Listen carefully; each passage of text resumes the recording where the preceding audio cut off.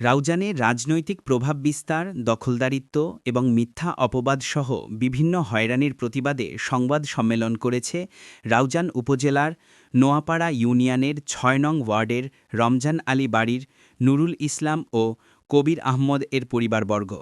শুক্রবার ২১ নভেম্বর রাউজান প্রেসক্লাবে অনুষ্ঠিত সংবাদ সম্মেলনে লিখিত বক্তব্যে মোহাম্মদ নুরুল আজিম বলেন, মূলত জায়গাটা আমাদের দাদা ওসিমিয়ার সম্পত্তি আর রেকর্ড আছে। বেজ রেকর্ডে হচ্ছে যে আমার বাপ এবং দাদি ফুফু, কিন্তু এগুলা রফিক এবং তার বাইফুল শেখ আমিন এরা ৩০ বছর যাবৎ আমাদের জায়গাটা বুক করতেছে। কিন্তু দীর্ঘ ৩০ বছর দ্বারা আমাদেরকে রাজনৈতিকভাবে সন্ত্রাসী দ্বারা আমাদেরকে কি করতেছে, অনেক হেফাজত করছে। জায়গাটা আমাদেরকে সমাজ এবং রাজনৈতিক দলীয়ভাবে আমাদেরকে বুঝে দিছে মুমিনুল হক সহ। তারপরে ওরা রফিক এবং তার বেহুদরা ওটা অবমাননা করছে।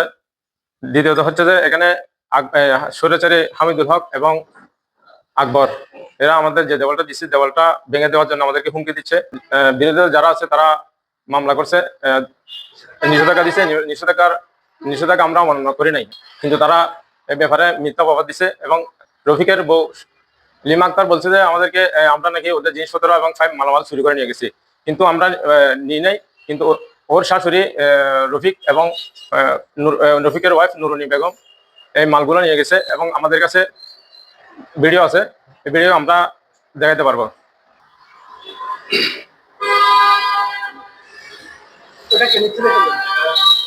লিমার শাশুড়ি এবং শ্বশুর।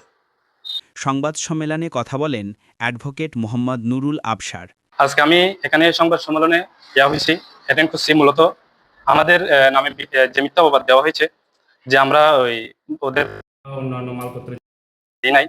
এখানে মূলত কথা হচ্ছে মোহাম্মদ রফিক আর রফিকের ওয়াইফ অর্থাৎ লিমা আক্তারের শ্বশুর আর শাশুড়ি কাছারিঘর থেকে পাইপ জিনিসপত্র নিয়ে যাওয়ার বিষয়টি, এটা হচ্ছে মিথ্যা অপবাদ পুরাটাই। এটা হচ্ছে আমাদের এখানে ভিডিও আছে, ভিডিও ইতিমধ্যে আপনারা দেখছেন। আর হচ্ছে যে দীর্ঘ ৩০ বছর যাবত যে একটা আমাদের ওই জায়গাটা ওরা বুক দখল করে আসতেছে, এটার সন্ত্রাস বাহিনী দ্বারা আমাদেরকে অনেক হয়রানি করছে। একটা হচ্ছে মূলত মুবারক আব্বাস চেয়ারম্যান, আর হচ্ছে যে শাহাবু, এটা ওদেরকে দিয়ে ৩০ লক্ষ টাকা মোটামুটি ওরা উড়াই ফেলছে।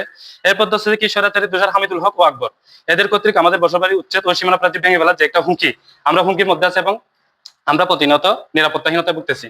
আর কথা হচ্ছে যে ভাইয়া, ওরা যদি যে ডকুমেন্ট যদি শক্ত থাকে, আমরা পেশি শক্তি কেন ব্যবহার করবো? ওরা ডকুমেন্ট দিয়ে মামলা করে জিনিসটা ফয়সালা করুক, কাদা চোরাচুরি না করে সামাজিকভাবে বসে এটা ফয়সালা করা হোক। এটা হচ্ছে আমাদের দাবি। এ সময় উপস্থিত ছিলেন নুরুল ইসলাম, নুরুল আমিন ও কবির আহমদ।